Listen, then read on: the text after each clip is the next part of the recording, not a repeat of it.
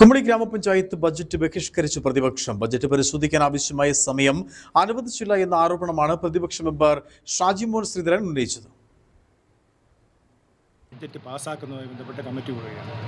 കുമളി ഗ്രാമപഞ്ചായത്തിൻ്റെ 75 കോടിയോളം രൂപയുള്ള ബഡ്ജറ്റാണ്. ആ ബഡ്ജറ്റ് വിവിധ മേഖല, കുമളിയെ സംബന്ധിച്ചുള്ള വിവിധ മേഖലകളുണ്ട്. കാർഷിക മേഖല, ടൂറിസം, അന്താരാഷ്ട്ര ടൂറിസ്റ്റ് കേന്ദ്രമാണ്, അതുപോലെ തന്നെ ബോർഡറാണ്, ശബരിമല ഇടത്താവളമാണ്.